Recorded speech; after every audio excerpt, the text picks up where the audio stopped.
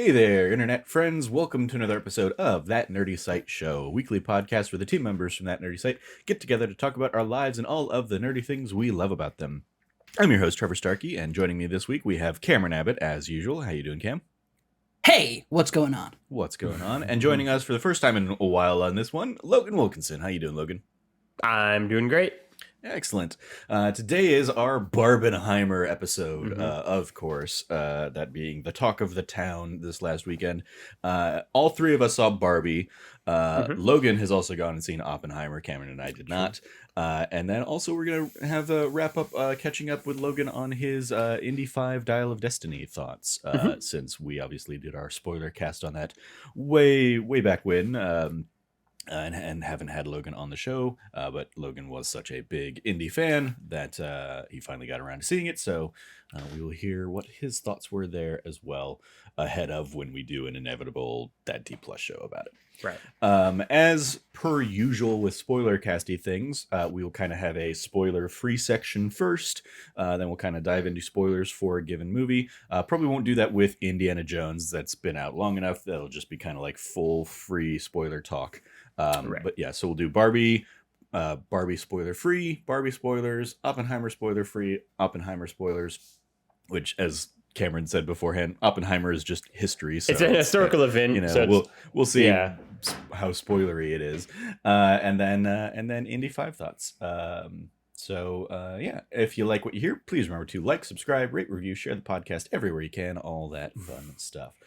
So kind of kicking off into the Barbie conversation, as all three of us saw that, I kind of wanted to just talk about before the movie itself, talking about like the nature of the whole Barbenheimer event, the social kind of like clinging on to both of these movies and the pairing of both of these movies. You did the full Oppenheimer, Logan. So how was your day? What was your experience? Walk us through what your vibe was like that day. Because that's like 5 hours of theater going. Right. It's a dream, right? I mean, as you know, multiple cast members of the two films kind of variously said, like, what's better than spending a day at the cinema? Yeah, I mean, it was great, right? So I did it Oppenheimer then Barbie, which is what I'd recommend people do. I saw some articles saying the opposite. I saw one in particular that like I read from The Guardian, where the author has just apparently never seen a sad movie before and was having like a crisis. Because like one of the interesting things is that like I don't think Oppenheimer is as existential crisis-y as maybe we've been led to believe. Like it's like not a joyous movie for sure. But it is also by no means like the saddest movie I've seen either, right? Like it is a movie that makes you think, but it's probably more a thriller than anything else. And so I think watching that and then diving into Barbie is just a really nice way to do it. I saw Oppenheimer at 10:45 yesterday, and the theater it was fun because you could see the people who were going to Barbie or maybe had just come from Barbie and who were just decked out in pink in the Oppenheimer theater. There were a lot of people wearing pink just in the movie theater at large and lobby and stuff like that. The movie theater we went to had like the Barbie like plastic box you could like step inside of and take photos in. Our theater did not have that. I was very disappointed. Yeah, and so then, you know, we sat down, we watched Oppenheimer for 3 hours, and then we sort of took a little bit of like a break. We went probably home for 3 or 4 hours, like had lunch, just kind of chilled out. Probably took a nap. And then we got together with like the rest of our group, and all four of us went to Barbie. All of us were wearing pink. I put on the one pink shirt I had, and they were all wearing like pink dresses and shirts and that kind of stuff. And Barbie was like, that was like a really fun cross section of really disparate groups of people all seeing this one movie together, right? That don't seem like they would necessarily mix otherwise, right? Like in the row behind us, they were like 6 or 7, like very much like bros, but who were all wearing like pink shirts and like pink shorts, and like even they were up for it, right? There was like in a group next to us, like a mom and daughter, right? Like there was just this really, I think, fun energy to Barbie. Even if I would say, I think Barbie's maybe more of a preteen and older movie, and I don't know if I would invite a 6 or 7-year-old to Barbie necessarily. For sure, it is PG-13. Yeah, it is PG-13, right? So. But but I think people look at Barbie, and definitely just from my theater alone, like there were definitely a lot of like little girls. And I'm like, I don't know how much of the jokes they're getting, right? I mean, there's a lot of like gynecologist jokes and that kind of stuff, and I'm like, I don't know how much that is. And Barbie in some ways is more existential than Oppenheimer. But it's a blast, and we'll get into the kind of movie itself, but just the whole experience was great, right? I mean, especially as someone who does love movies as much as I do, right? That's sort of my favorite storytelling medium, right? Just getting to spend all day watching two very different movies, but two that are each really great in their own unique way is such a, I think, great example of what makes movies so special, and just kind of the whole atmosphere, and the fact that there was such a buzz around both, right? Like going to a movie that people are hyped for, and then it's sort of delivering. And, I think part of what makes Barbenheimer fun is the fact that it's sort of fueling people to see movies they maybe wouldn't see otherwise, right? Like Barbie's getting a boost because it's getting people who are going to see Oppenheimer who might be older or just, male predominantly, right? Who are maybe more interested in Oppenheimer, and they're going to see Barbie now. And Oppenheimer is absolutely benefiting from this double feature, right? People who would maybe not see otherwise what is honestly a like really drama-based historical, period piece film that's like more Oscar-worthy kind of, traditional thing. And the fact that it's going to make like 40 to 50 million its open weekend is not what those movies typically do, right? Yeah. And I think it'd be like if like Spice World and like Dunkirk had come out together, right? And it's sort of this really fun. Yeah, that's a great analogy, actually, right? It's this really, they're very different but very fun, and the way that they like both the PR teams for the two movies and just kind of pop culture in general has sort of like bandied them together has been really great. I think to just sort of get people to see movies that might not otherwise see, and kind of expand, the kind of films that people are kind of exposed to, I think is great. A fun note, Barbie is already set to make 155 million at its opening. Fantastic. And Oppenheimer's making 80 plus. Yeah. So it's phenomenal. I love that. Yeah. It's going to be easily one of the biggest box office opening weekends of all time. That's not like single movie driven. Yeah. And that's awesome, right? Yeah. Yeah. I think it's, when we talk about the Barbenheimer, you also get like the, Trevor, you tweeted out about it earlier in the year, but it was like the idea of like Animal Crossing and Doom Eternal coming out. And it's like this idea of like fun, colorful, wholesome. Yeah. Like literally tearing demons apart. And this one, it's like existential. What does it mean to exist and be a person? And what is it? What are the consequences of the human race? Like that's the kind of like the dichotomy that we're dealing with here for Barbenheimer. And I'm here for it. I think that it is, it says a lot about like, it used to be like, well, what movie are you going to pick between the two? And we are now in a generation of people where it's like, fuck you, I'm picking both. Yeah. I found myself thinking a lot as we were going to see Barbie. I was like, it's amazing that like this double header didn't also come out 4th of July weekend, because this is probably the most American movie weekend ever, with like two of the biggest contributions America has ever given to the world in Barbie and the atomic bomb. It's just screaming America in all the weirdest ways.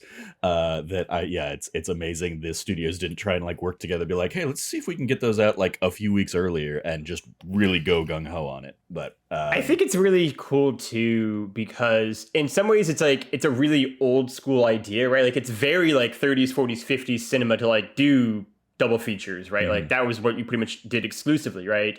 In some ways it's sort of a cool throwback, and especially with how much Barbie in particular is like very blatantly inspired by like 40s and 50s like Technicolor musicals and like romantic comedy classics. Like I sort of enjoy the double feature for that way as well. Like it's very kind of golden age Hollywood. And it's a great experience. Yeah. So as I said, Cameron and I went and saw this Friday night at our local Majestic 7 that used to be like an Alamo Draft House kind of thing. Five of the theaters were playing Barbie, one was playing Oppenheimer, and one was still playing Mission Impossible: Dead Reckoning. Nice. We were there for like the 7:30 showing, which meant we were combating parking for the 5:30, the 6, and the 6:30 showings or whatever, plus an Oppenheimer, plus a Mission Yeah. Impossible there. It is the first time we've ever run into an issue where like none of the actual like dedicated theater parking was available. We had to end up parking at like a Wendy's, like in an adjoining parking lot kind of thing, and Right. walking in. And as we were doing so, yeah, we're seeing like throngs of people just all dressed in pink, groups of girlfriends all hanging out together, guys running in pink and all that stuff. I was wearing my Johnny Ace. It doesn't show as pink necessarily in the video version, but I was wearing this polo shirt from my old Johnny Ace cosplay as a kind of funny nerd.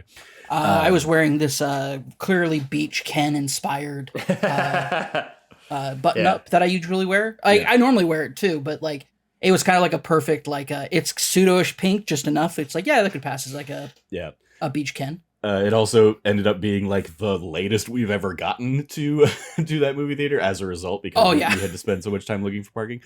Luckily we've been there enough that we actually know the menu. Yeah, so we could just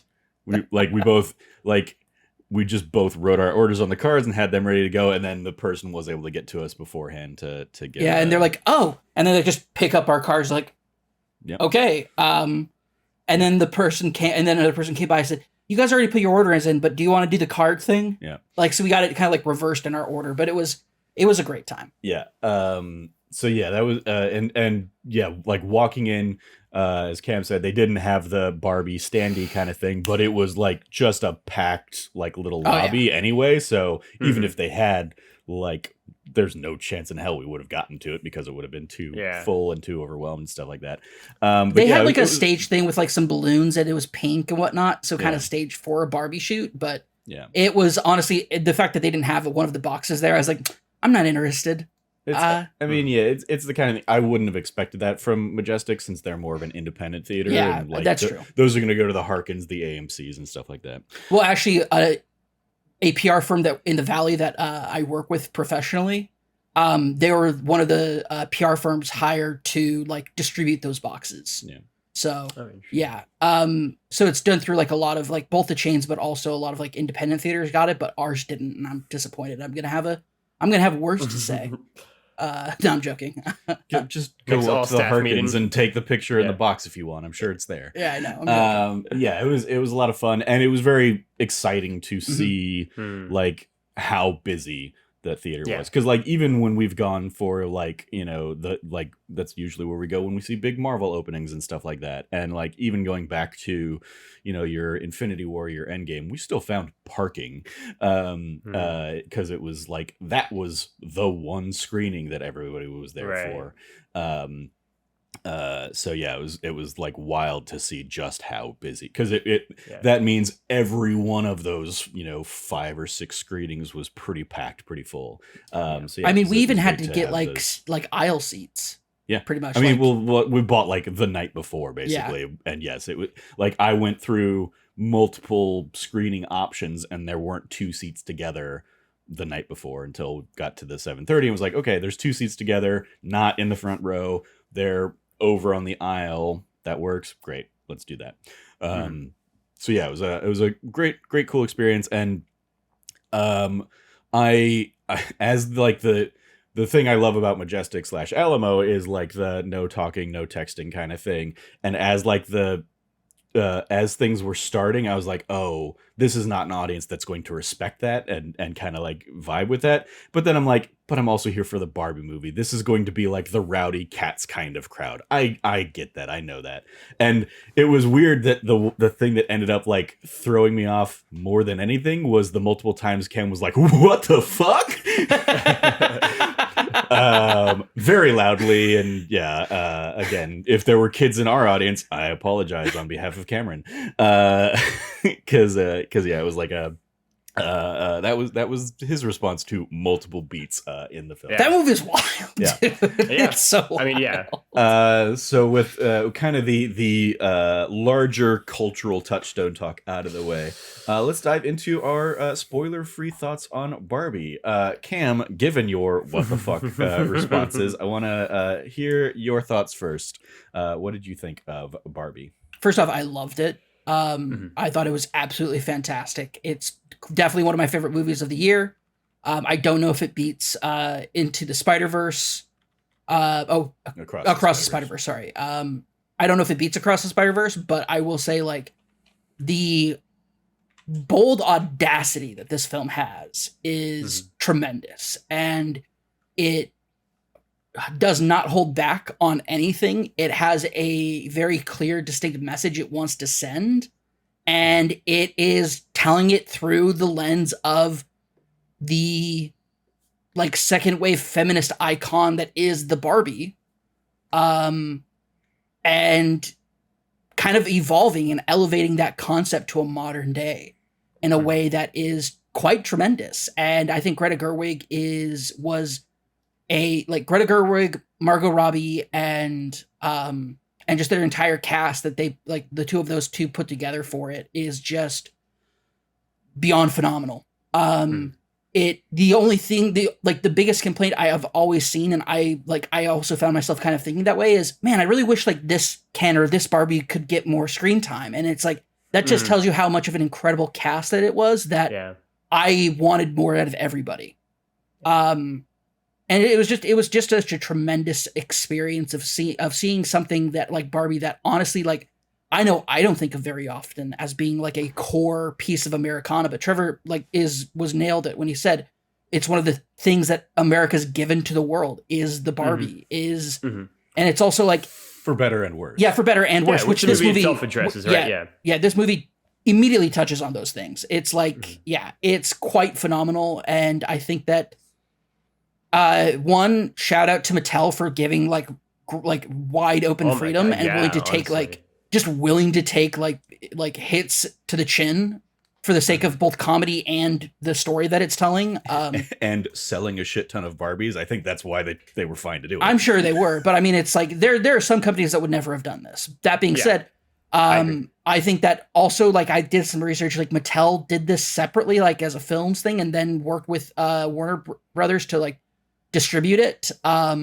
It's wild. Also, it's a massive love letter to those old, Logan, you mentioned earlier, those 40s and 50s and 60s movies of, like, massive studio spaces that are built up as set pieces. Yep. Like and sets in the background. Yeah, absolutely. And it's just like you have those Technicolor backgrounds, you have, like, those things. The Barbie world is incredible and spectacular, and I loved it. I absolutely love this movie. I loved every aspect of it. Like I said, the only the only down note I have is, man, I wish I could have gotten to know a lot more of the other Barbies and other Kens, because they were actually, like, there was something interesting about almost each of them. I can think of one Ken who I did not find interesting whatsoever, but that's it. Logan, how about you? I think Barbie's phenomenal, right? It is my movie of the year so far, I think. With the important caveat that I haven't seen Across the Spider-Verse and I haven't seen Mission Impossible: Dead Reckoning Part 1 yet. But I think I liked it ever slightly more than Oppenheimer, which would be the other big contender for me. It's very close, but I think Barbie's, I mean, almost like a spotless film, right? Like, it's so good, it's so smart, and I think, you know, me and Cameron have kind of touched on, like, how influenced it is by, like, Golden Age Hollywood and, like, the painted backgrounds and that kind of stuff, but just, like, Greta Gerwig's writing and the writing in the film is, like, so expertly done. Like, honestly, what it reminds me of in some ways is, like, the cleverness of, like, Sorkin's dialogue at time. Like, it's so clever, it's so fast paced, you're going at, like, 1,000,000 miles an hour, but you're never overwhelmed by it. It's got such a good, like, rhythm and beat to it throughout. I think, like, I assume we're all going to say the cast is honestly just sort of absurd. Like, it is so stacked and so deep. And like Cam said, I just constantly find myself wanting more of, like, of a Ken or a Barbie. And and that is a testament to like how good all of them are, right? Like I think easily one of the breakouts of the movie for me is Michael Cera's Alan, who I think is in every single moment he shows up on screen, he just like gets one beat and he kills it every single time. And we're gonna spoil this in a second, but like there's one scene in particular where like I think it's one of the funniest parts of the entire movie, and like he's so good. Margot Robbie is like so perfect as Barbie, and also so perfect in like deconstructing what a stereotypical Barbie is. Like I think America Ferrera is like really good in the movie, as kind of the heart of it in a lot of ways. Will Ferrell's very good, right? As the Mattel CEO, who's like sort of like what I found interesting about Barbie is that like Will Ferrell, I think, is like sort of set up as like one of the antagonists of the movies, but he's not really. Like once you kind of get into it more, like his character arc is also really interesting.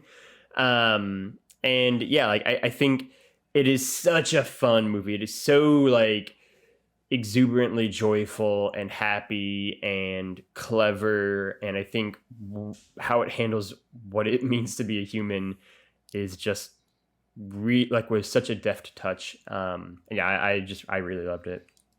Yeah, I'm probably the coolest of the three of us, it sounds like, but I still also very much love this movie. And it's Yeah. also like my second favorite movie of the year so far, Right. behind like you both have kind of like touched around like it's a a nearly flawless movie. I see some flaws in it, and we'll talk about them in the spoiler stuff, but like the exuberance and joy that is in this that you're referencing does like kind of overwhelm and just overpower those things. And I'm like, yeah, I have some issues with it, but it's still an absolute hell of a time in the theater. And it very much like the thing I tweeted out after seeing it was like I like I'm not the biggest Christopher Nolan fan. Like I think he is a very talented director, and I love Chris Nolan. apart from like he is terrible at sound mixing his movies, or like he does not do a good job sound mixing his movies, so you can't hear what's going on a lot of times. I think he's visually one of the most interesting people, but I also know what I'm going to get from him, and so like Oppenheimer hasn't, like nothing about Oppenheimer, even the Barbenheimer, has really grabbed me to be like, yeah, I need to go see that in theaters. I have no doubt it's a great movie. It's just not for me, and the vibe of it just isn't really anything I'm particularly interested in. And coming out of Barbie just like cemented that like this was so much more the vibe that I wanted and just need in the world today. is just like this crazy, overpacked, overstuffed, joyous, big, bright, colorful, audacious, and gaudy in all the best ways kind of thing. And yeah, there were some just there were like a few eye rolly kind of things, but like so much more of it was just like laughing at a fun surprise, or they took a joke a different way that I wasn't expecting. And yeah, like kind of what you're talking about, like a lot of the Alan stuff worked perfectly for me. Simu Liu, every time he's on, and like the rivalry between him and Ryan Gosling's Kens are just so much fun, so joyous to see, because like so much of this movie is you see the fun that all of these people were having making this movie. And like I can't imagine, like I'm sure the people on Oppenheimer were having fun together, but like that's not going to come across on the screen in the very serious Oppenheimer. So like it was much more of that, just kind of like getting to enjoy like all of that stuff. Greta Gerwig, I think, is another one of the great kind of directors these days. Lady Bird was probably the first real thing of hers I saw and that jumped out. And Lady Bird speaks like so specifically and directly to a point in my life, like literally like the year that Saoirse Ronan's character is like as a senior in that is when I was a senior in high school kind of thing. And it's like, so it is very specifically that point in time. And I remember having those same conversations and ideas and and things with friends and stuff. And so like, it's insane how well she can kind of speak to that. Little Women, I think, was another great kind of thing. And so it's just fun seeing her continue to get to tell these kinds of stories and stuff. And yeah, the way she kind of injects her sensibility into this, you know, bright, colorful pop kind of movie, while still saying the things she wants to say, is a ton of fun. There's a moment in there we'll talk about in the spoiler filled section that I've seen like some articles about, like she had to fight to keep a scene in the movie kind of thing, and it was one of my favorite scenes of the movie, so I'm very glad it's still in there. But yeah, it's like Barbie's just so much fun. I had a sense from the trailers and stuff that there was going to be like a musical nature to it, and like, you know, dance offs and stuff like that. I was surprised by how much music is in the movie, and how like how much of it is just like original stuff written specifically for the movie, and is just like fun and fits perfectly within. There's one in scope particular of the that movie. I'm gonna shout out when we get to spoilers. Yeah. And so yeah, it was a great time.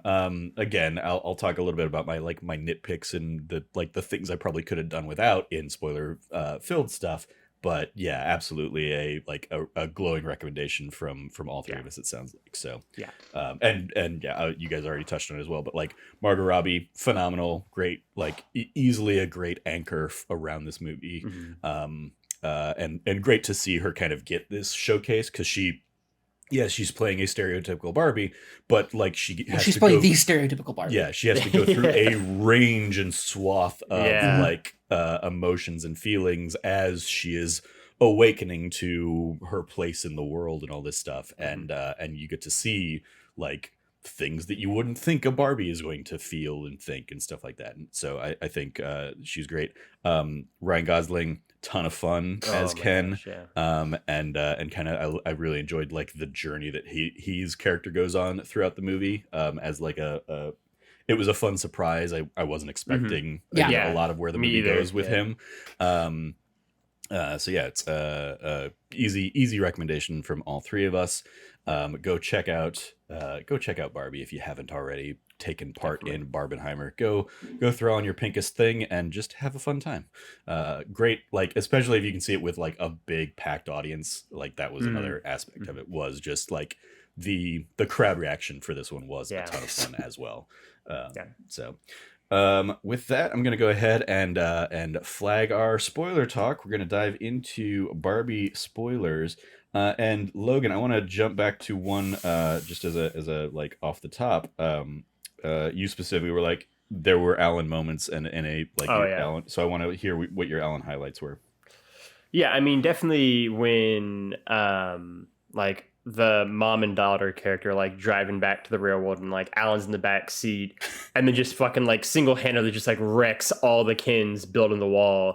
Is like the shot of Michael Cera's Alan like strangling a man with a shovel in particular is like, I think, one of the best bits of the entire movie. And then like him getting back, like him screaming like drive, hopping in the car, and like they pull a U-turn, and him just going, I'm never gonna get out of here, am I? Is like such like the way he delivers it in such a like deadpan Michael Cera way is so good. Like that whole scene's great. There's like one of my favorite jokes in the movie is also in that scene of like, Alan's escape all the time, all of NSYNC. Wait, even that one, and like it's so good. And like I think, which is hilarious because that's a tie-in to them being like Barbie like dolls in No Strings Attached. It's Gonna Be Me. It's a great point.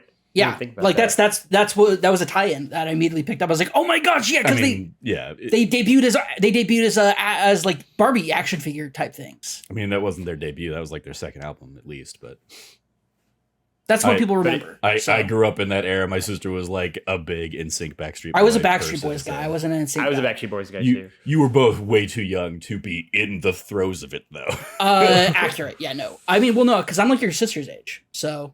A couple years younger. 33? My sister's 36. Oh, okay, never mind. Yeah, a couple years younger. I was like, yeah, no, that makes sense, because I was like 10 or 11 when that was popping off. That makes sense. Yeah. Lots of Alan fun stuff. So and yeah, he does just kind of like, he gets like, even from like his intro in the trailer, which is basically his intro in this movie, of like, hi Ken, hi Alan. And it's like, yes, Alan is there's only one Alan, and like we're seeing all these Kens, we're meeting all these Kens exist. Like I love the like the introduction to like Barbie has a great day every day. Ken only has a great day if Barbie looks at him. Yeah. And yeah, the like, and there's one Alan, you know, in addition to like, you know, why is that? Yeah, it's like the great line that he has too when they say that. Yeah. Like the like deep lore of like Barbie and Barbie, Mattel stuff. Midge. Like Midge, we discontinued her because a pregnant Barbie was weird. My favorite thing was when Will Ferrell pops up. Yes, one of my I favorite was things. It says like, that as well. "Oh, Midge, thought we got rid of her." Yeah. Yeah, so many great Alan moments as kind of like a like sane voice of reason in this insane Barbie land that we kind of exist for most of the movie in. Not only that, but he's introduced kind of as like a very like less athletic, less masculine version of Ken, and then it turns out that he's actually the most capable and most lethal of all the Kens. Because we see we see the Ken fight at the end, and they're all terrible at fighting. And Alan is an actual tour de force of like murdering people. So also the only not Barbie in Barbie land who like, you know, resists like the patriarchy talk of Ken, right? Like of Ken. He doesn't like fall in with the other Kens. He's like, this is like clearly insane. I don't want to rub their feet any longer. Right. And like, there's also a great sequence in that where like, you know, the Barbies like deprogram the Barbies who've been like brainwashed the patriarchy, which is some of the best, I think, like, gags of the movie, like just like ask him about the fact that you've maybe seen The Godfather and he'll explain it to you. And like that was great because like that was when it was like, fuck, I've explained The Godfather. Like that's me, that was me to a T. Like I've spent like talking about how great The Godfather is, right? And like everyone can find, every guy can find their toxic masculinity trait somewhere in there. Which I love also two things. One, I love when Ken discovers the patriarchy and thinks that it's about men and horses ruling together. And the second thing I love about it is the way that the patriarchy is introduced is like boxing gyms, photos of Stallone in a fur coat. He's like picking, he meets up with Barbie after she's having her like moment of like her vision moment at the bus stop, and he comes back and he goes, and they're like, "Well, today at the same time." He goes, "Men rule the world. I found where we're going." Wait, what? Nothing. Let's go with your thing. And it's just he's so used to just defaulting to what she wants that he completely lets her blow over, and it's their entire dichotomy of like, I am Knuff. Like that. His whole journey is brilliant. You had like Ryan Gosling's such a brilliant actor. And you need that for a role that's as audaciously absurd as Ken is. Yeah. He's so good. Yeah. And so hot. Oh my God. I love his whole like intro of like, I'm not a lifeguard. I'm specifically not a lifeguard. My job is beach.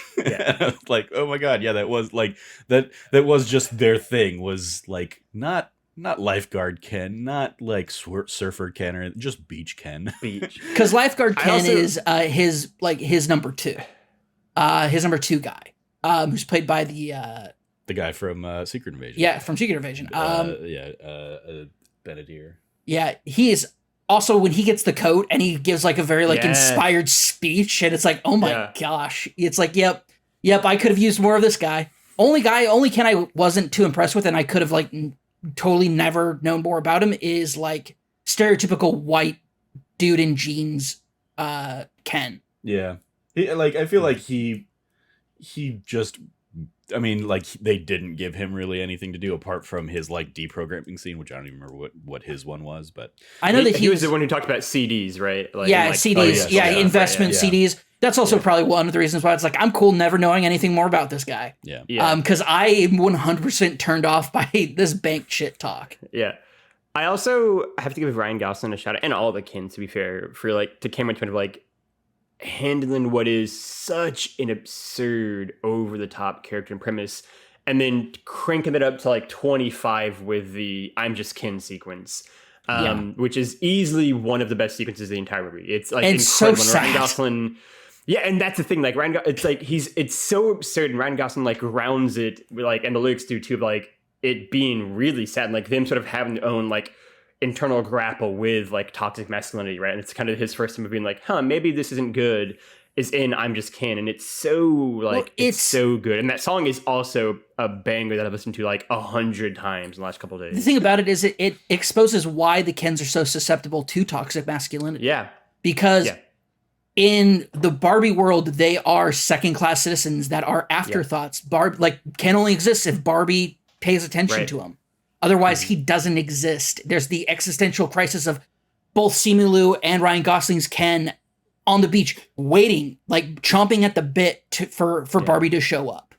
And it just speaks volumes to it being like, hey, there's a rough dichotomy, and if you if you treat people like second-class citizens, they will latch on to something that gives them empowerment, and like that can happen. And like there's layers to what Greta Gerwig is telling with this story that is so good and so great, and letting Ken explore a farcical version of the patriarchy, but also in a fun reverse thing similar to Alan is Will Ferrell's Mattel CEO. Yes, who when he goes, you're really, because when he's introduced, he's dedicated to Barbie.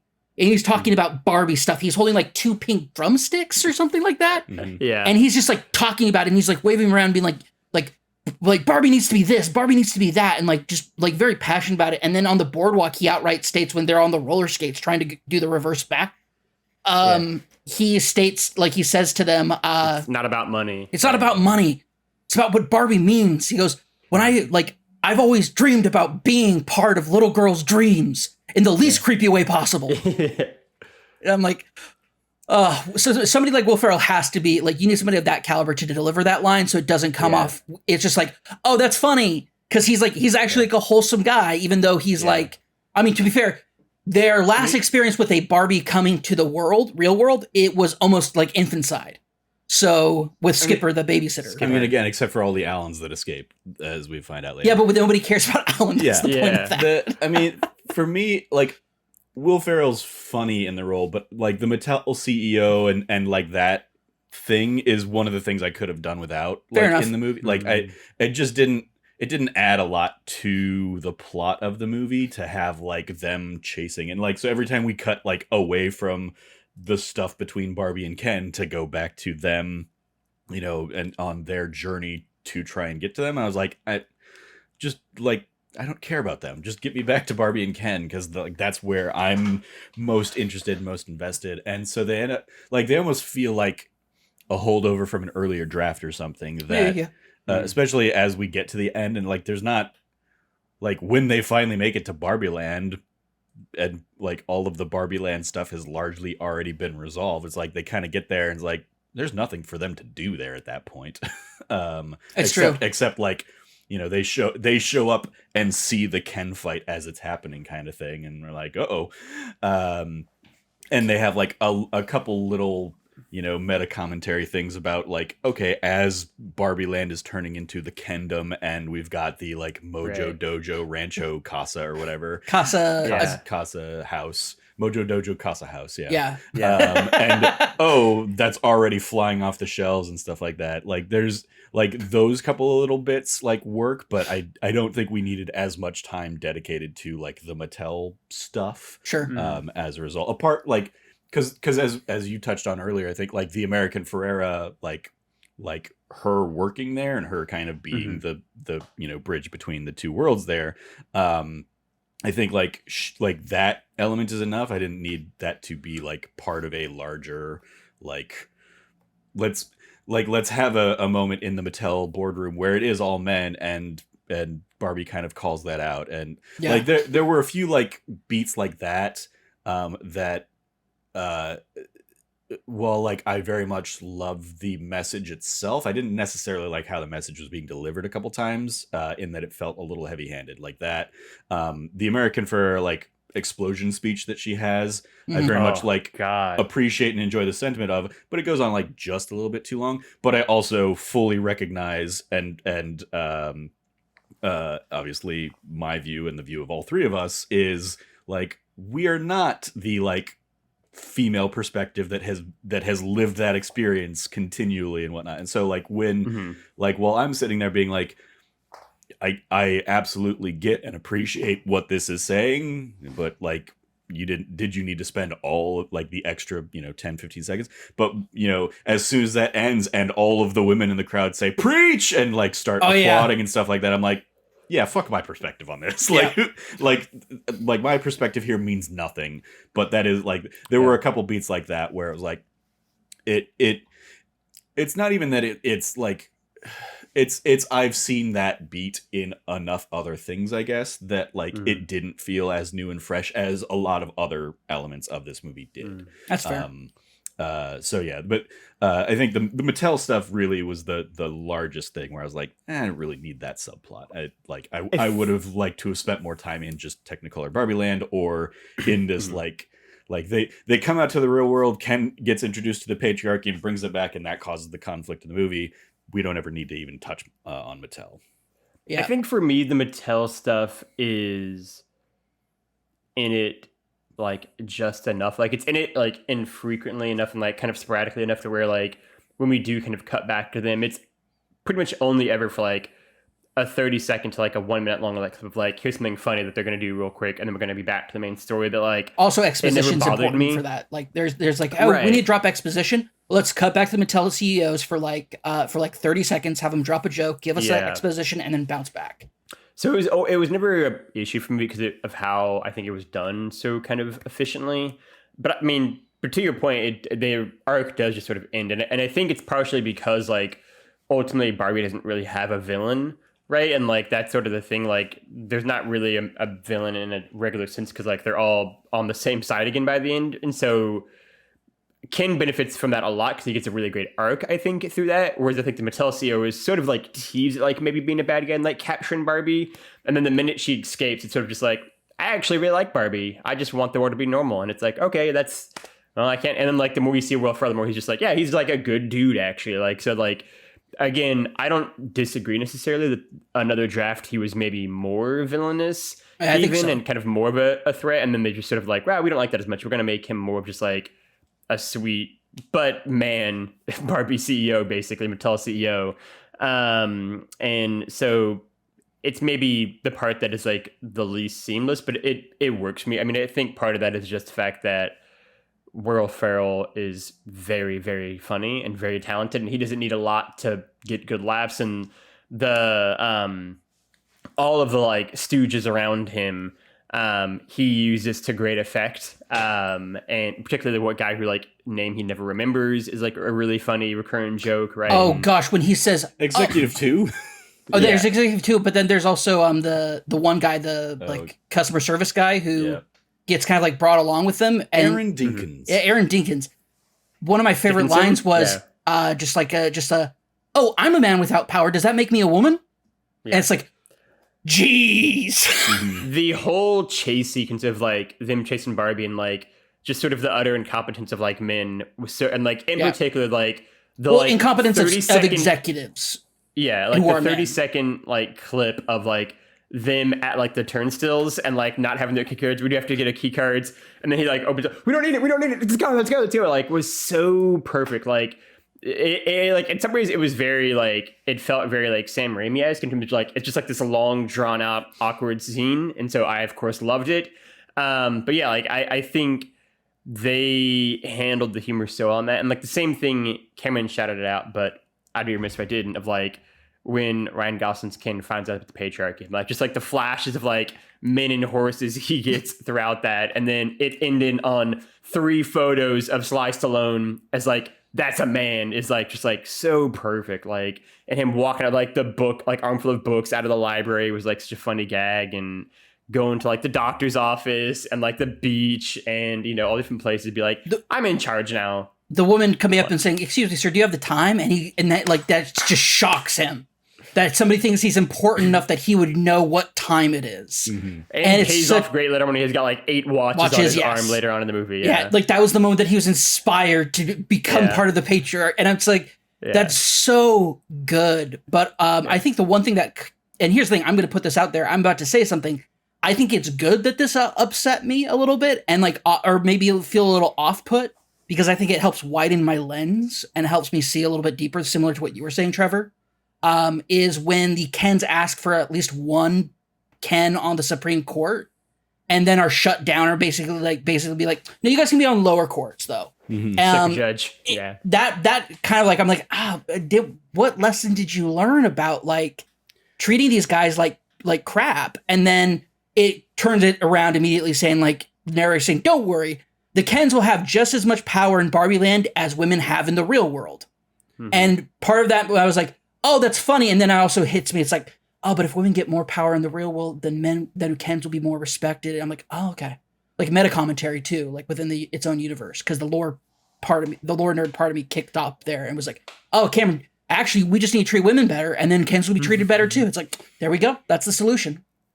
Yeah, I kind of had a similar beat of like, oh, yeah, that feels like it's undercutting like the whole theme of the movie. if you know the Barbies didn't really learn a lesson and the Kens are still going, especially because the reality of the world is sadly that like women don't have nearly enough power as they should. And while this is a very fun movie, I don't think it's going to drastically change that dichotomy. No. Obviously, like women hopefully continue to get more power over that. But like even that whole idea of like, okay, but don't worry, like men will have just I mean, there are women on the Supreme Court. So yeah, that's actually true. So it is like okay, but like you're out of balance with like the last two lines you said of this movie kind of thing. So it was a weird tonal beat for me too.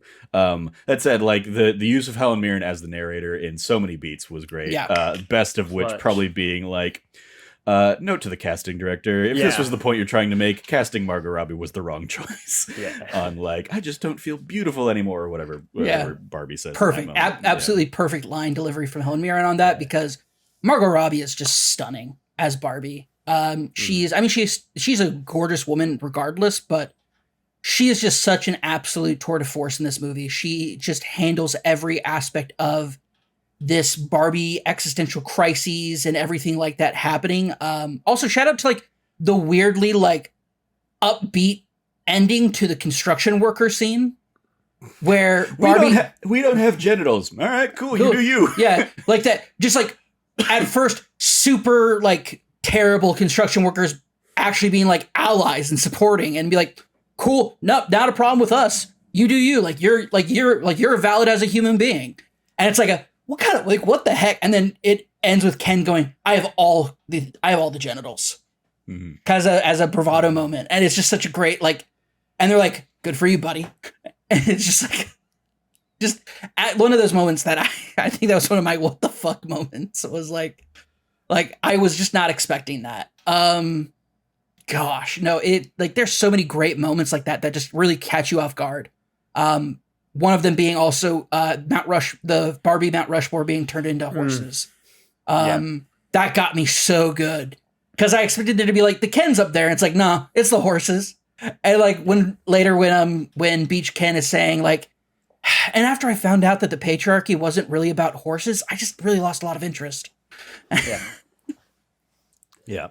I'm trying to think. There was another beat or another moment I was gonna shout out, but it has temporarily evaded my. Oh, there it is. So I mentioned in the spoiler-free stuff, the scene with Barbie and like the old woman on the bench, and like just saying like, "You're beautiful," and the old woman being like, "I know." I was like, I love like that. It was such like a sincere, genuine. Like beat and beautiful even moment her of like looking back as she left too. It was like really nice. And that's the scene that like apparently studio execs were like, doesn't add anything to the movie, cut it. And I'm glad they kept it. Greta Gerwig was like, if I don't have that scene in this movie, I don't know why I'm making this movie, because it was very much like just a beautiful standout.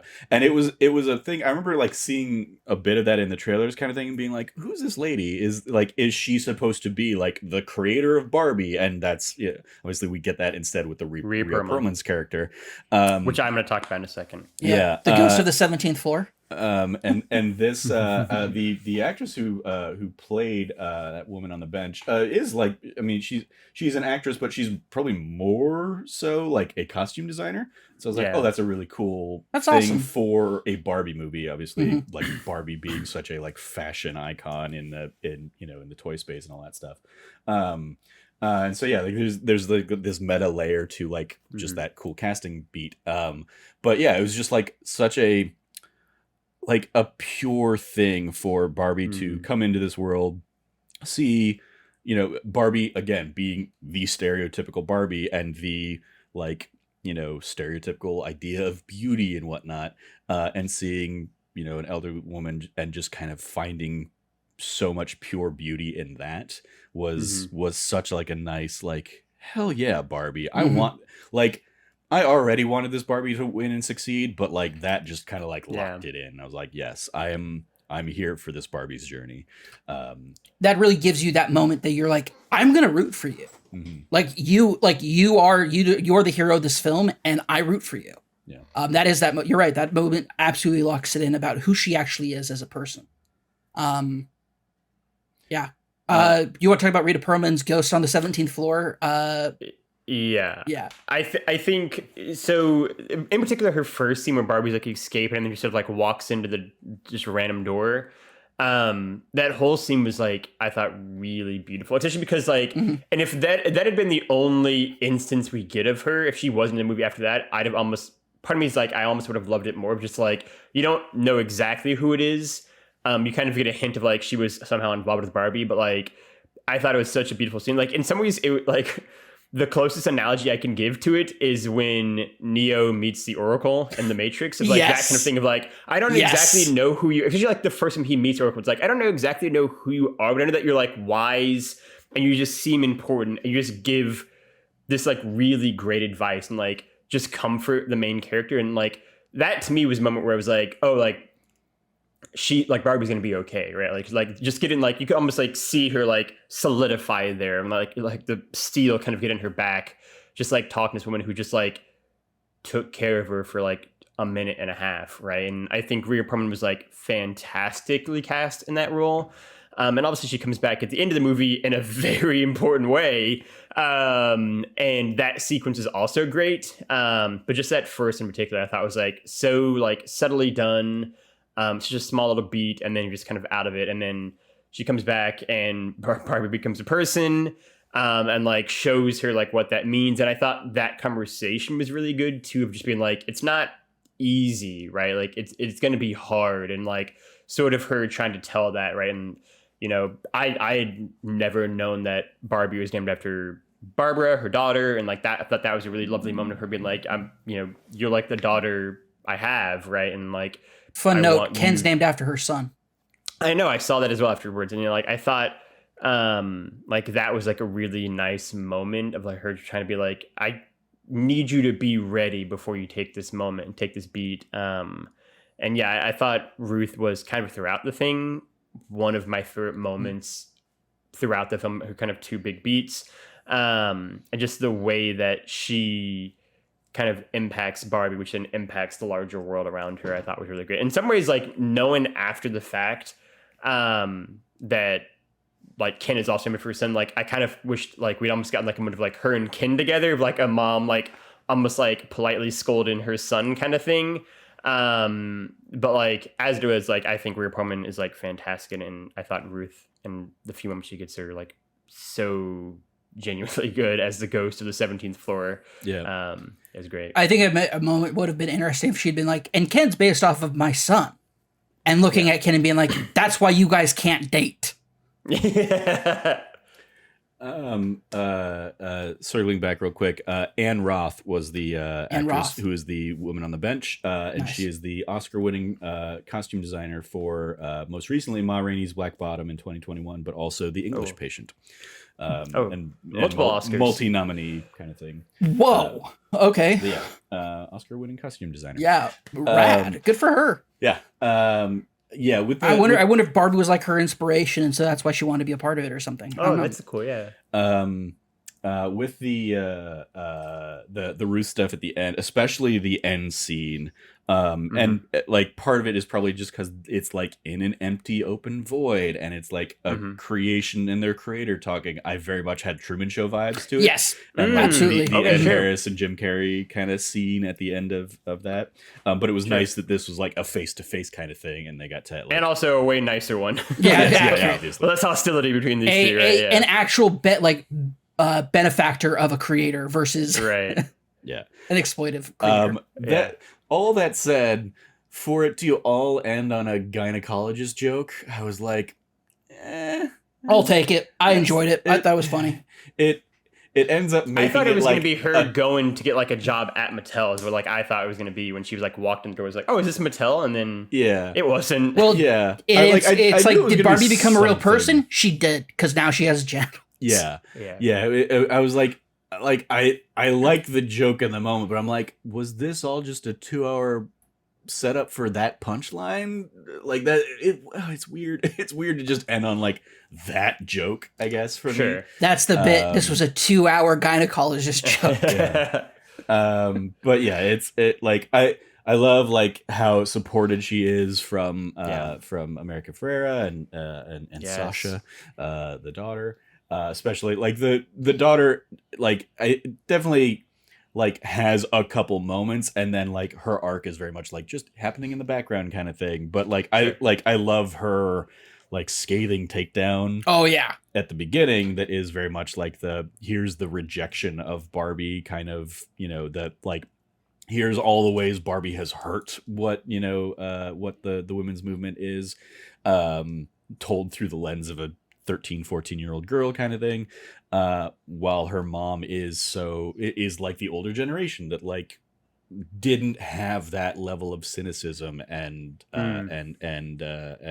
like vitriol toward like the mom is very much like my sister had, I don't think it was like an official Barbie dream house, but we had like a giant Barbie dollhouse that like she would play with like growing up and stuff like that, and it was like like it was a fun toy and a fun use of the imagination. And I like how much of like Barbie Land exists using the rules of imagination of like, kids don't walk Barbie down the stairs, they float her down. And I was like that, like, and you don't eat and drink real food, obviously, right? The fact that like the Barbie house doesn't have stairs, so that was what they had to do anyway. But the shower doesn't have water come out of it; it's just a shower head, right? Yeah, like I love the detail of the fridge opening, and like one of the sides is just a sticker, and then there's like the little prop toys kind of thing that for the milk carton.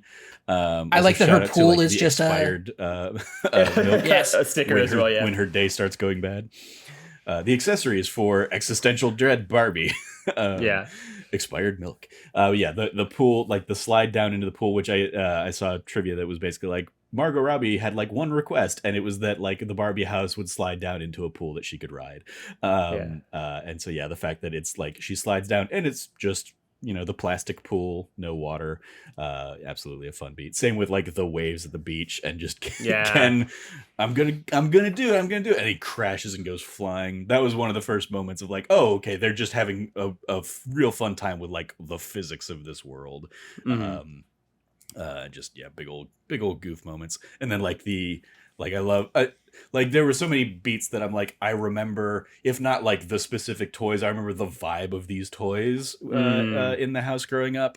And so like the ambulance coming out and it just kind of like folds out, and like they have like the table that they throw such a smart movie. Oh look, and in the time I said the sentence, you're healed, yay. Ton of fun. I'm trying to think if there is anything else I want to give a shout out to, or if we want to move over to Oppenheimer. Anybody have any final beats on Barbie? Nope. It's really good. Go watch it. Real good indeed. All right. Then hit us, Logan, with some Oppenheimer thoughts. Again, Logan's the only one that saw Oppenheimer. So go ahead and give us like some spoiler-free stuff, and then we're fine being spoiled. So go ahead and we'll dive into spoilers after. Yeah, we'll spend less time on this one. I mean, Oppenheimer is great. I mean, I strongly encourage everyone to go check it out. I think, in particular, the two of you are sort of a good audience for this. I think because it is not as dark and existential as I think we were sort of led to believe. I think either by the marketing or just sort of how some people kind of talked about it. It ultimately isn't. I think a way better description for Oppenheimer, it is a thriller. Like a really kind of expertly crafted thriller at that, and the way that it sort of intercuts between like its two parallel stories that it's telling, one during the war and then one like a decade after the war, is like really, really, really expertly crafted. I am a huge Chris Nolan fan. I like I said, I think off air last time, maybe it was during a podcast, of like, I think Nolan's probably my favorite director. That's not Spielberg or maybe Scorsese, but that's the list, right? I think, you know, he has someone who just has such an incredible craftsmanship for how to create a movie, how to create a world, how to create characters. I think Oppenheimer is maybe the most impressive movie I've ever seen from an audio design standpoint. I think the way they use sound in this movie is really, really incredible. And like how minimalistic its use of CGI is, like pretty much everything is like actually done, is kind of amazing when you watch the film. But no, like especially seeing it on a bigger screen, it is just sort of a visual delight. I think it's incredible. I think it's one of Nolan's better films. And yeah, I mean, I would definitely recommend anyone watch it. And then besides that, like I think the kind of twin lead performances of Cillian Murphy as Oppenheimer and Robert Downey Jr. In the movie as like a potential cabinet member, are incredible. They are so good, and like it is the least surprising thing ever to hear that like RDJ's already getting like Oscar buzz. Like he's very good in a role that is gonna get you that kind of buzz if you do it well, and he does it very, very well. And yeah, I think a little bit like Barbie, I think it is like a really clever, smart movie in how it tells its story and the way it's structured. And yeah, it's just a really well done thriller of a film, dealing with kind of the consequences of sort of a man's genius, right? And the ramifications of his actions and the way that they kind of get into the complicated nature and issues of the atomic bomb itself. 'Cause it's really easy to say, obviously, that like, you know, atomic bombs are bad, because they are. Obviously, no one's really going to argue that. But also in the context of like to end the war, right? Of like all wars, right? And to stop the Nazis, or to stop like an invasion of mainland Japan, right? And like the complicated nature of that. Like, I like the fact that they didn't necessarily treat like the military generals as just like, we want war. Like it was a way more nuanced discussion between the various parties involved, and like acknowledgments of like, you know, 200,000 people roughly died in the twin bombings of Hiroshima and Nagasaki, but like there are projections of like 1 million American soldiers alone dying if they had to invade mainland Japan, right? And like which would have been like double the US casualties in the war, right? And so like I appreciate the fact that they also treated the audience to the level of like, I think, understanding of like, hey, this is a complex issue and there's not necessarily an easy answer.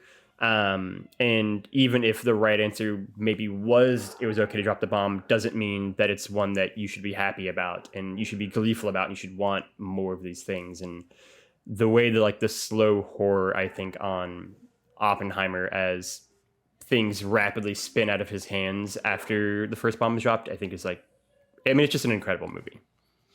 Yeah, for me, it's not so much that I anticipate it being like a downer of a movie or something like that. It's just like the subject matter. I'm like, I don't want to spend 3 hours thinking about the horrors of the atomic bomb and like the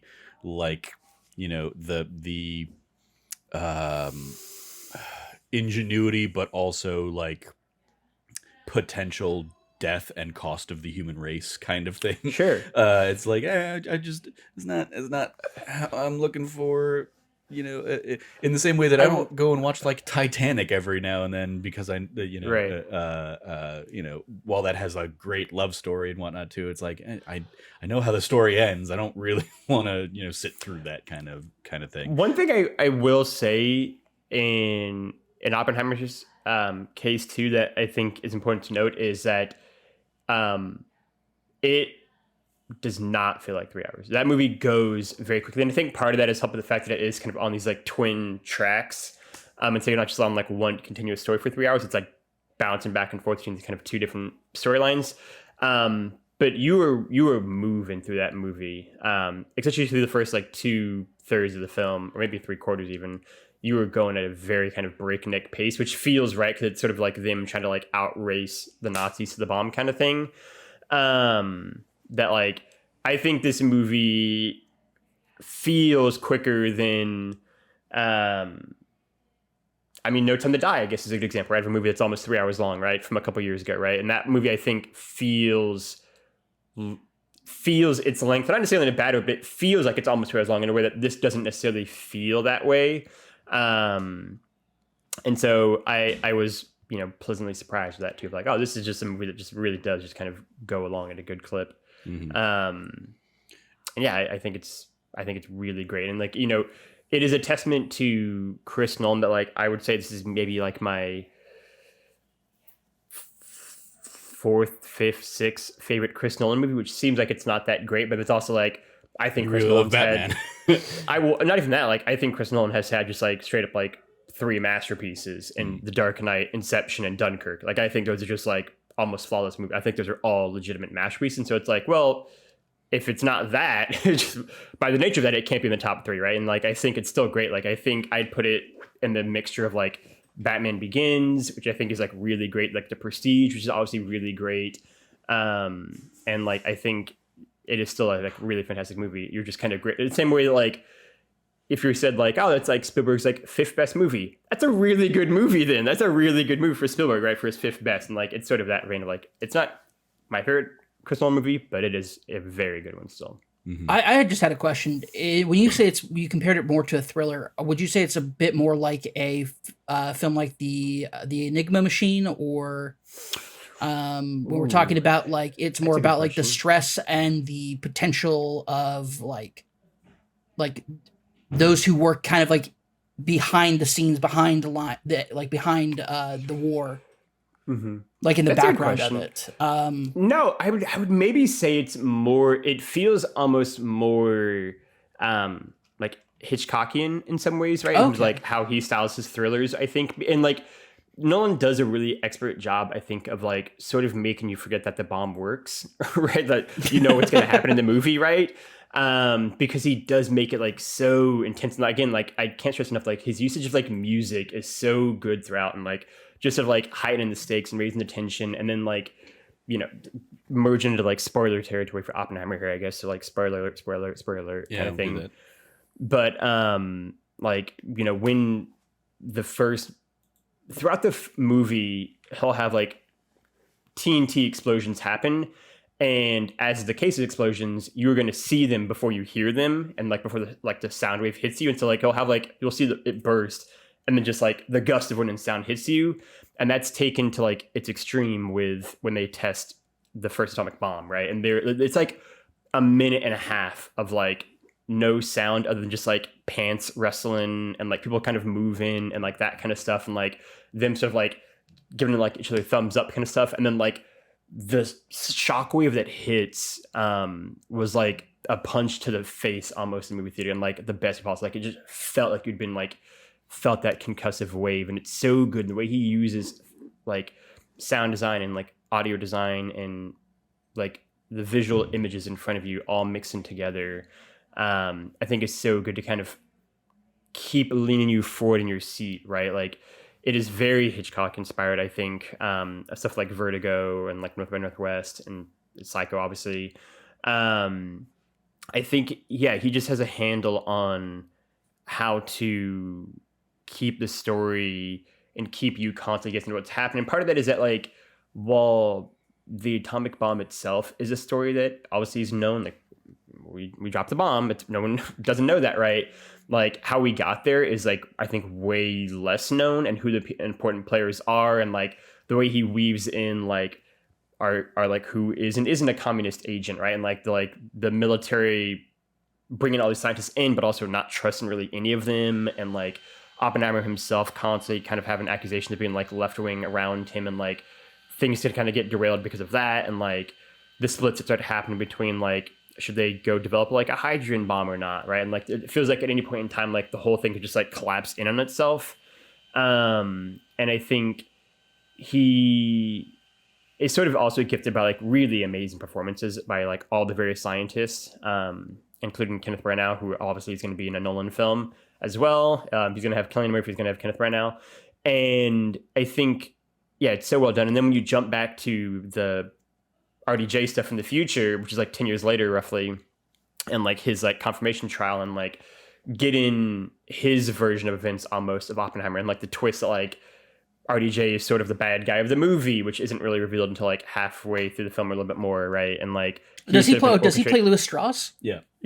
And he's sort of been like orchestrating like the downfall of Oppenheimer, but like in a really ingenious way, and like everything gets tied into there, and like I think is super well done. And there are a few moments throughout the film that weirdly enough feel a little bit like Barbie and Ruth, where like Oppenheimer meets with Einstein like 2 or 3 times in the movie, and none of them last more than like 2 minutes probably, but they all have like these really big like everything just sort of stops as like these two giants sort of meet each other, and the movie ends on a Oppenheimer Einstein meeting that has basically been talked about for the entire movie. Like it's shown very early on from like a distance. You get like RDJ's perspective as he like walks towards him, and then basically the entire movie he's like, you know, Oppenheimer insulted me to Einstein. That's why Einstein never looked at me again, never talked to me again, like this kind of thing.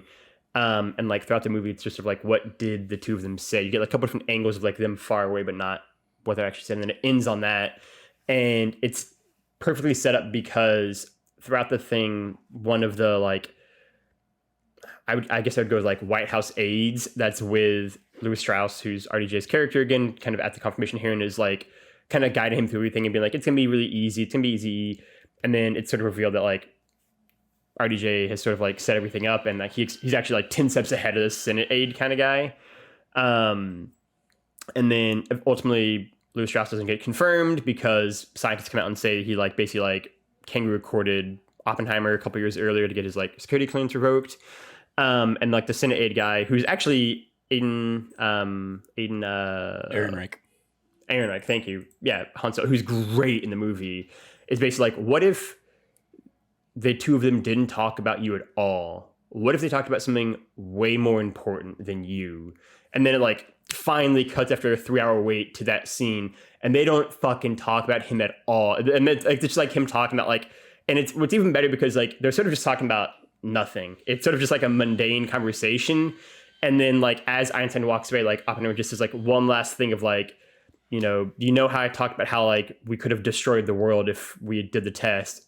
And Einstein's like, yeah, I remember that. And he's like, I sort of feel like we did. And then like it cuts just like, you know, the inside of like a fusion bomb going off kind of thing. And like it just sort of like circling the entire globe, like the ramifications of like what he unleashed. And yeah, the fact that like Louis Strauss basically like forever hated Oppenheimer for a thing that never actually happened. And like and like a few things that did. Oppenheimer is definitely someone who's arrogant and egotistical and ambitious as well. But like, I just loved that beat in that moment. And Einstein and Oppenheimer are so great together. Florence Pugh's in the movie as like sort of a former love interest of Oppenheimer's. I didn't realize how insanely horny Oppenheimer was either. Oh yeah, Oppenheimer was a like, and yeah, the idea of like the depraved communist horn dog. Oppenheimer's like a poster child for that. Yeah, when the most known thing about him is the whole like I am become death. Yeah, you don't really think of like horn dog with that quote. And even that quote is really like he was quoting somebody else. Yeah. Yeah.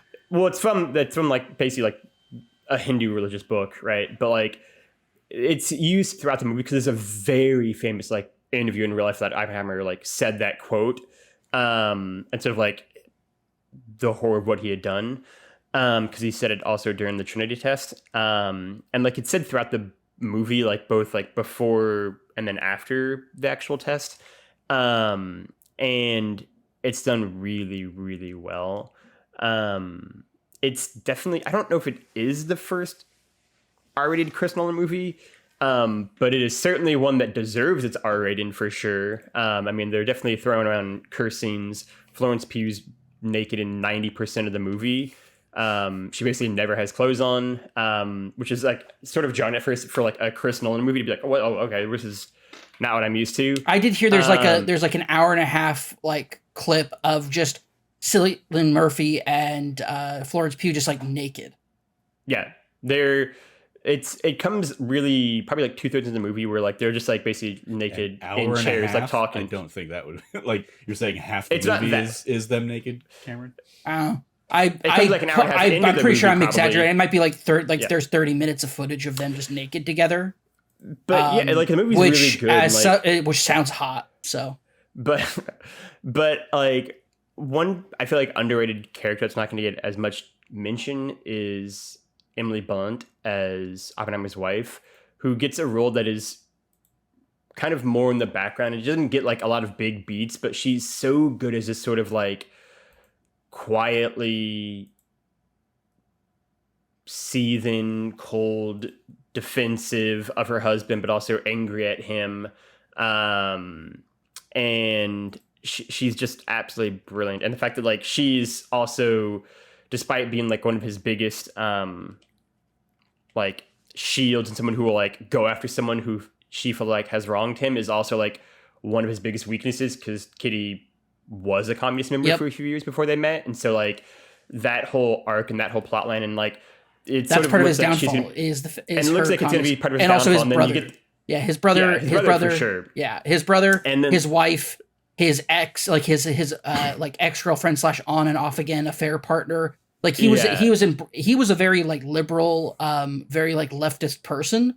But in his own politics, right? And they sort of point that out, right? Yeah, and like and that's why that's one of the reasons why Strauss hated him too, is because Strauss was an Eisenhower Republican. Yep.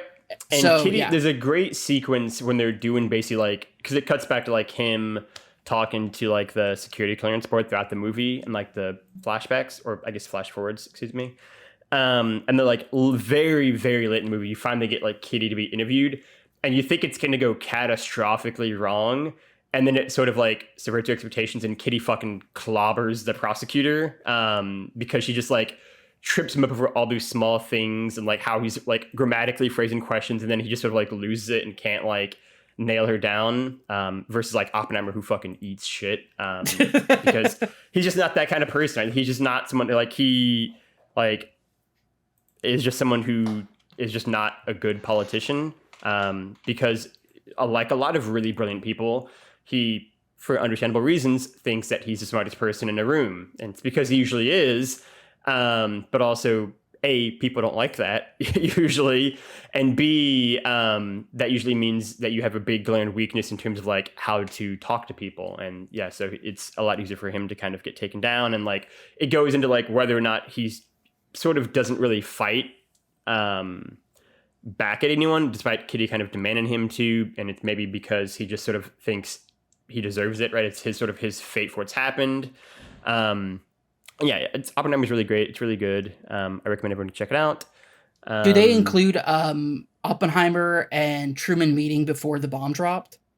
It is after the bomb is dropped. Okay, so they do the conversation after. Okay, because the one before is one of my favorite conversations where I don't know who recollected it, but basically they're like Oppenheimer's suggestion to Truman was to drop them in the middle of the ocean, and like never use them, because he says once you do, like there's a lot of that. Like, it's not with Truman itself, but there's a lot of talk with like various government officials and scientists of like what to do with the bombs, and like do we give Japan like a notice, and it's like, but if it doesn't work, then we look like we don't have anything. Like, and there's a lot of like the politics of like whether to drop the bomb or not, even, which I really enjoyed, because it sort of gets into like how messy and complicated a decision it was. And it even gets into the fact that like for a lot of the scientists involved, right, they're Jewish, and a lot of them are Jews from Europe. And so like the very personal feelings they have about like stopping the Nazis from getting the bomb and from like just doing anything really. And then obviously the Nazis surrender before they test the bomb. And so it's sort of like, what are we doing this for still, right? And like it explores that grayness, I think, really, really well.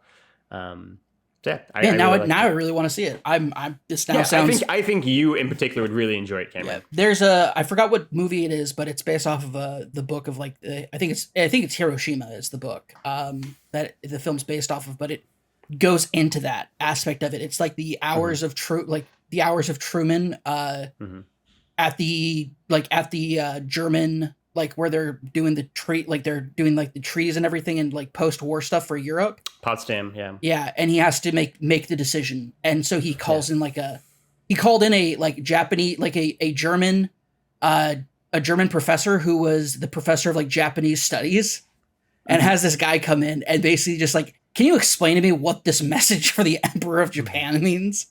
Anyway, yeah. This part of, so hearing that, I thought it was going to be a lot more existential, a lot more.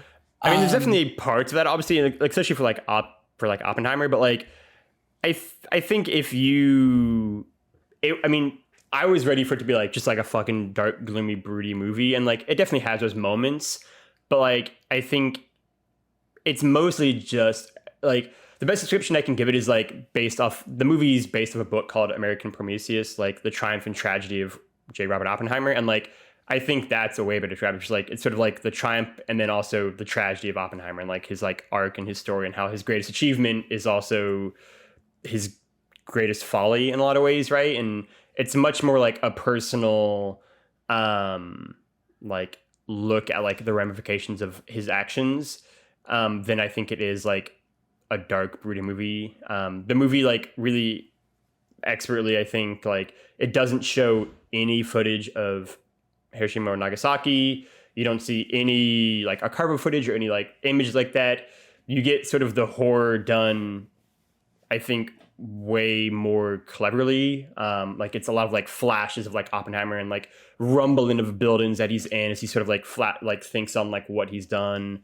And there's like one maybe like horror scene where like you see like a woman in the crowd, her like face to like skin to peel back a little bit, but like it cuts before it gets really any darker than that. And like yeah, like I think Nolan talked about how you know, any war movie, by the nature of it just existing, no matter how anti-war it is, can be used to like glorify war.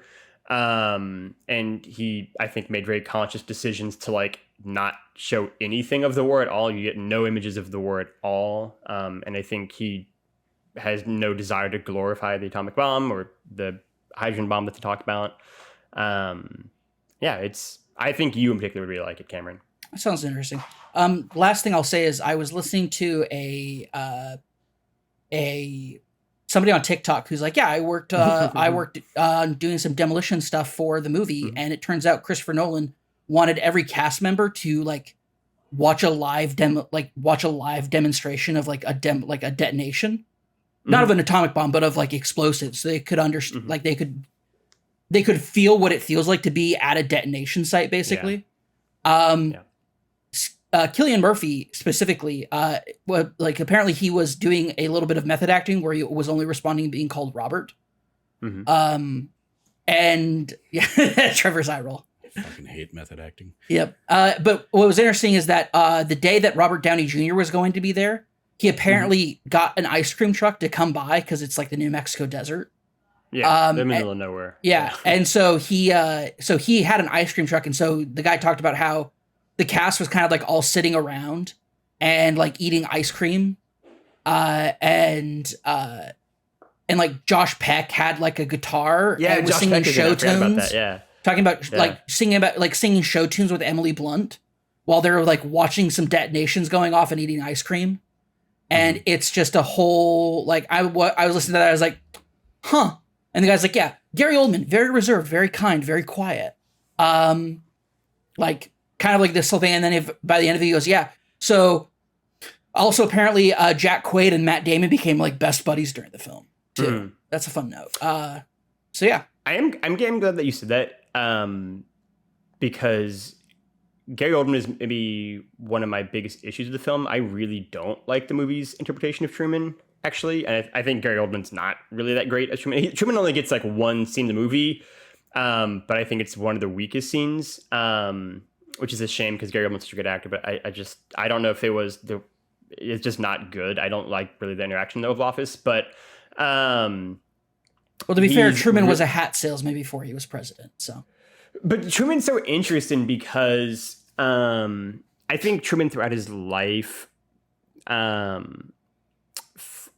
maybe understandable reasons, people just sort of thought he was like a country bumpkin from Missouri, right? And he just sort of because he was a country bumpkin from Missouri. Right, but like he ended up being one of the most important presidents and like a really shrewd, I think, operator in DC, and someone who like I think constantly sort of, like he famously won the 48 election when like no one, right, like Dewey defeats Truman kind of thing. Like he ended up being like a way shrewder operator and a way clever person than like all of his enemies constantly thought he was. He lost the Dixiecrats and then stole the Midwest. So you're not wrong. He is like one of those famous people. It's like, wow, he had like really smart. He was like smart enough to realize I'm not smart enough to do this. And so he's just surrounded himself by like really brilliant people.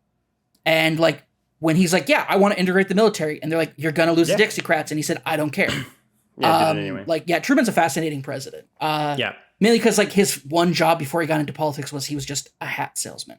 He was everything. He was bad at everything he did. Basically, to get into politics, he was a shoe salesman. He was in the military for a little bit, right? He was like a shit farmer, right, in Missouri. Yeah. Like he had like literally like a dozen jobs. Like one of there's a really great like Pulitzer Prize winning biography on Truman, and. He's just bad at everything he did. Even he wasn't even like a good senator before he was a senator, before he was president. Like he just wasn't good at anything. And then like the one thing in his entire life that he was good at was being president, which is like an incredible stroke of luck. But like he only got to be president because FDR finally croaked after they hid that he was dying for 3 years. They hid it from FDR. It's really like.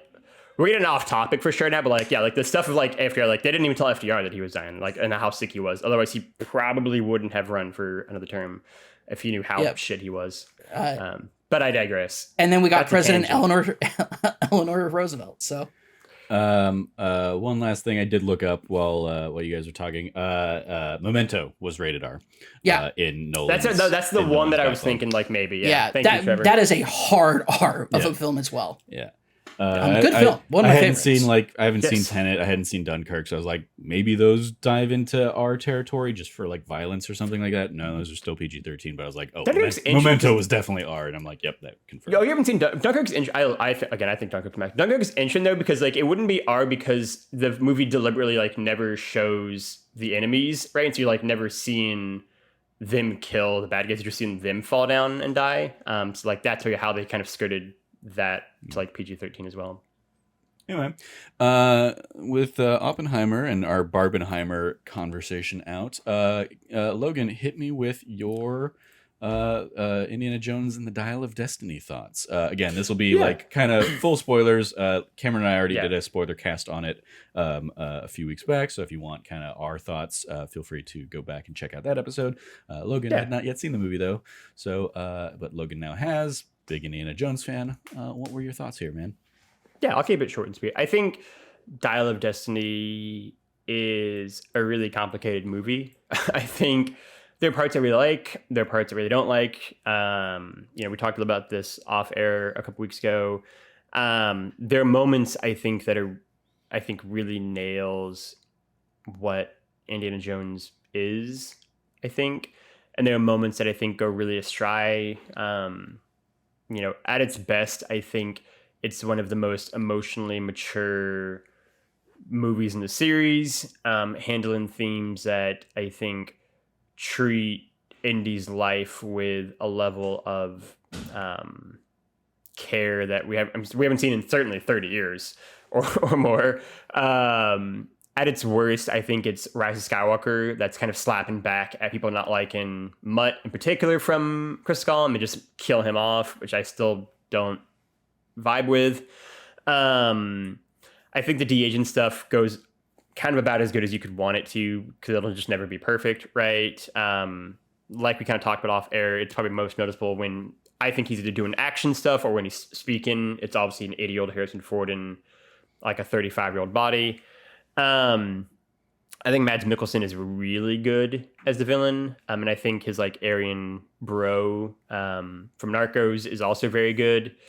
It was more divisive than I thought. But I don't really love Phoebe Waller-Bridge, but I do love the new version of Short Round that we get in the movie. Basically, I like him a lot, more than Short Round, in fact. But that's also partially just because he's not like literally like a 7 and 8 year old like Short Round was.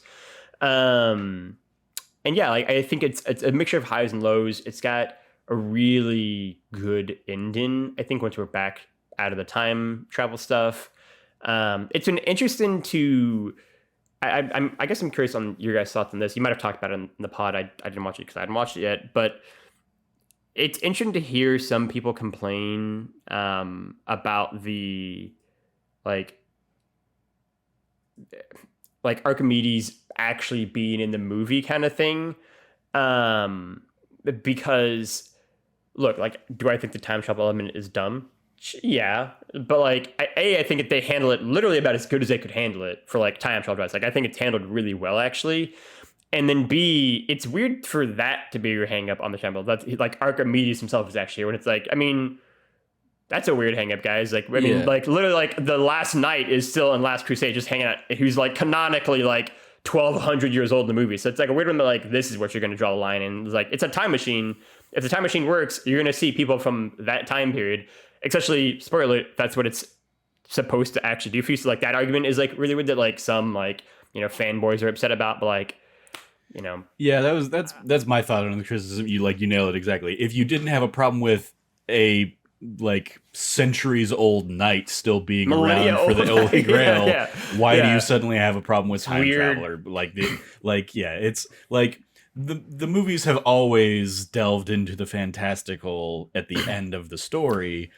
It's just admittedly, like Crystal Skull, Aliens, same kind of thing. That's the worst one, I think, in terms of like fitting in the like universe the most is still Aliens, I think. But like this one, I think fits better. And again, like I inherently, like I've said before, and like am always kind of skeptical of time travel stories. Absolutely, yeah. And I think this one handled it. I mean, probably about as good as you could handle an Indiana Jones story. Like I think it's done really well. I like the fact that it's not actually like a time travel device necessarily. It's almost more like a portal that takes you only to this one spot. You're only ever going to go here. Like I like that idea. I like kind of how it's handled when they're there. I think with time, I even like Indy's kind of existential crisis there more, and him just kind of want to be left there. Like I like a lot of that, actually. Like, do I wish it maybe was some time travel still? Yeah, maybe, but like before we get, like, I'm really happy with it. I have no issues with it. And it's a good kind of MacGuffin for them to chase after throughout the film. Yeah, we talked on the episode. I think we talked also when we talked like offline and got like kind of a download of your thoughts originally. I think thematically the idea of time works way better as like a thing that old Indy is grappling with.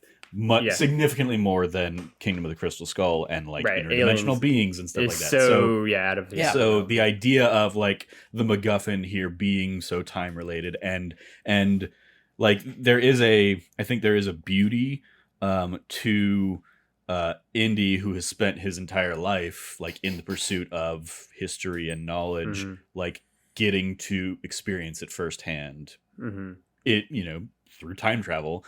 And the idea that like he doesn't feel like he has anything worth coming back to, and so like he's willing to die there. There was a moment when I think Cam and I were talking about it, where it was like I had a moment there where he's been shot, and we had already seen the Tomb of Archimedes kind of thing, where I was like, oh, is it going to be that like he dies there and that was actually his body that like they saw earlier? Obviously they don't go that route because that'd have been interesting though. Like, knocks him out, but it would have been that was like a moment where I was like, oh, that'd be like a really interesting like time loop twist kind of thing of like, oh, he saw what he becomes kind of thing. But I like that overall I like that like both Indy and Helena kind of like work on each other's character to culminate in that kind of final beat of like Indy has convinced Helena that like, hey, don't just look out for yourself through kind of also her connection to Teddy. So she like makes the decision for him to like, hey, no, you're not staying here. Like I'm not losing you. I don't want to lose you Mm-hmm. to time, to history. And also, you do like, have a points thing out, to like, live for. You're gonna be a paradox just by existing here. Like you're Yeah. gonna fuck everything just by you existing, right? Yeah. Like So Yeah. So like her bringing him back like worked for me, and yeah, like yes, I agree. as outlandish as like the fantastical elements of the movies can be and have been, at least like this one is the one we spend the most time with, certainly, like actually going into the past, and there being like a whole action sequence of triremes and fighting a B-52 bomber, or not a B-52, but like taking on a dragon, World War II dragon bomber kind of thing. So like I enjoyed that, and yeah, again, I think just thematically it fits for an 80-year-old Indiana Jones to kind of like tie into those ideas and have him grapple with those themes, because we've made the hook around time travel and time in general. I think just it worked really well, and so yeah, I had a really good time with it. I agree. Ultimately, like, I mean, it's definitely better than Temple of Doom, but what isn't? I think for both of us, it felt kind of like in the middle of the pack. It's not Raiders, it's not Last Crusade, but it's for sure better than Temple of Doom. It's better than Crystal Skull. I think it's closer to Crystal Skull for me, and that's why I'm partially glad that I watched Crystal Skull again recently, because like there were a lot I think I liked out of that movie, despite its issues. I think its issues for me again mostly kind of fall in that last act, but I think I liked it more.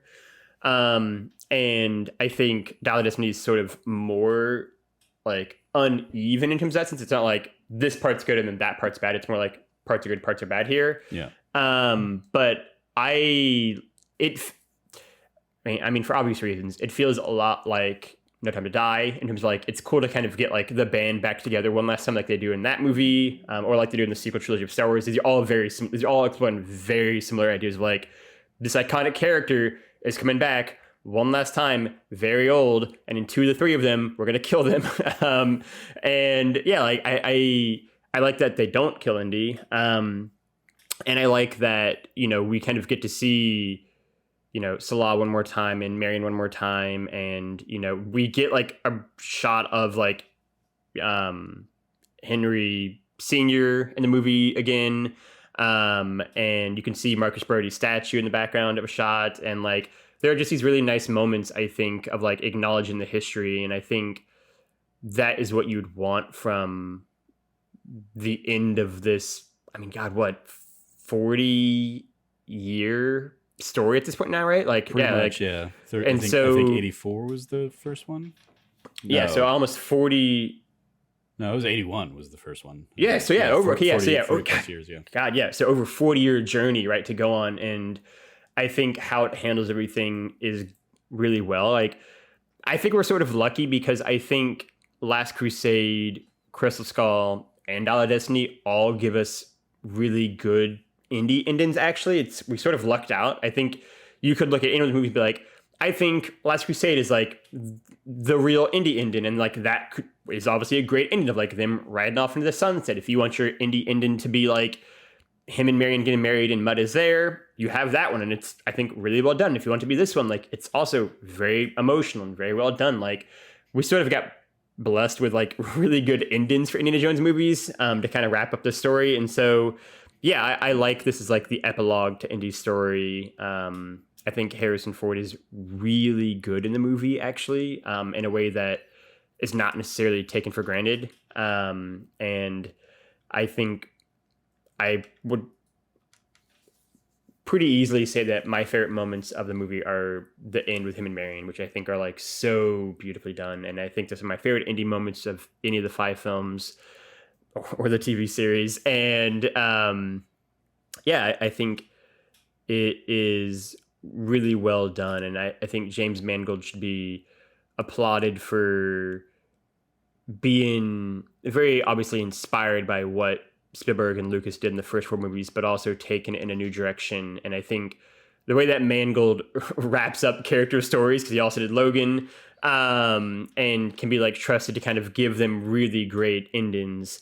I really enjoyed it, and I think he's the reverse Abrams. Yeah, exactly. He can't ask questions, but he can sure as shit end them. And I think with time, like with like a couple weeks now, like the things I like a little bit more, and the things I dislike, which are mostly Phoebe Waller-Bridge's character for the most part, it still doesn't really vibe with me, aren't as big an issue for me. Shout out to Antonio Banderas, just like sort of being here for no real reason, but he's great as you would expect. And yeah, I think it's a really good time. I mean, it's been a good month for movies. So Yeah, it's like talking about it and thinking back on it. It for me, there is a vibe of like it's the reverse Pirates series for me. Mhm. Like we did the Pirates of the Caribbean stuff, and I really like one of those movies, and everything Yeah. else I'm like I don't like. that's a at great all. point to put it, actually. And Yeah. and for this, it's like I really don't like Temple of Doom, but Right. everything else ranges from good to amazing. Mhm. I'd be fine to watch any of Crystal those Skull. four. Going back and watching Crystal Yeah. Skull again recently, it's like there's a Yeah. lot to like about that. There's a lot Yeah, that's I also agree. very stupid, but Yeah. like I like so Crystal Skull, a good movie, a good fun Yeah. Indiana Jones adventure with I some would very definitely stupid be fine moments. to watch Crystal Skull again. Yeah, like that's Yeah. one like I'd easily watch again. I mean, I'm a bad judge, I guess, but like I think it's one like it's still good, right? In a way that like Temple of Doom, I think wasn't good when it came out, and I think is worse now. Yeah. And just doesn't hold up, right? And but yeah, that's a really good Yeah. analogy there, Trev. It's the reverse Pirates. There you go. All right. I'm sure we will talk again about Indiana Jones Yeah, and stay the Dial tuned. of Destiny when we do that D Plus episode on it, whenever it comes. I still to have a Disney few Plus. months to figure out my exact ranking because of that, so I lucked out there. Yeah. There you go. Yeah. All right. Well, that is going to do it for this episode. Big old movie talk episode. Thank you, everybody, Hell for yeah. joining me. You can follow Cameron at Rev Cabot, 2B's, 2T's. Anything you want to give a shout out to there, Cam? Yeah, I want to give a massive shout out to That Nerdy Site's Let's Plays that we have. We just wrapped up your Tears of the Kingdom Let's Play. We wrapped up my Jedi Fallen Order Let's Play series. We are taking kind of a bit of a break from Let's Plays for a little while as we kind of like get those stocked back up because we're out of games to play right now. So we're working on it. But have no fear. If you're a fan of our Let's Plays, more will be coming in the future. Sooner rather than later, but want to give a massive shout out to Trevor and myself for doing that. Yeah, I still want to do the mean sure this is a mean Trevor thing to think of, but like I still want to do like going through like Hitman levels again. That was a lot of fun. We should do that again. Yeah, I haven't touched Hitman in a couple of years. I just recently went through Hitman 1 and 2 again, and they are, to no one's surprise, still really great. You follow Logan at Lefty Logie, Logggy. Anything you want to give a shout out to there, Logan? I'll give a shout out to That Nerdy Site show. Trevor might stay on the wrap up here. I think this is going to be the last episode for like at least a couple weeks. While Trevor goes to Disney and I move across the country. So just go back and watch all the old episodes we got. There are lots of good ones, lots of spoiler cast discussions, like the Indiana Jones 5 one that I will check out later on. As well as all kinds of discussions around, I mean, you can go really far back, like Tears of the Kingdom, stuff like that. And some like Final Fantasy 16 stuff is probably in here somewhere that I don't understand, but that makes Trevor and Cameron happy. So you should go watch that one as well. Yeah, you follow me at Trevor J. Starkey. We probably still will have one more That Nerdy Site show next week on the 31st. But yeah, the first couple weeks of August will probably be a little dark as I'm going off to Orlando for a work thing and then a Disney World trip. Logan, as he said, is moving across the country, so that'll kind of pull him out of commission. So yeah, Let's Plays, the podcasts will all be kind of like on a hiatus for a couple weeks there, beginning of August. But I will shout out, in addition to that D Plus show, where this month we've been doing the Spider-Man movies, Sam Raimi stuff. Oh yeah, that's right. This week we will be doing our Secret Invasion wrap up. Cameron and I will catch up on those episodes and we'll finish off that 6-episode series. And then we'll be dark again for the next couple weeks. And then we might come back. Maybe do Amazing Spider-Man. Yeah, we might come back late August with back to Spider-Man territory. I'm excited. Amazing Spider-Man 1 and 2. I haven't seen Amazing Spider-Man in so long. I'm excited to check that one out again. Yeah. Other than that, you can follow all of us over at That Nerdy Site or go to thatnerdysite.com for all the latest from us. Once again, if you liked what you heard, please rate, review, like, subscribe, share the podcast with your friends, all that fun stuff. Thank you for listening. As always, stay nerdy and be good to each other.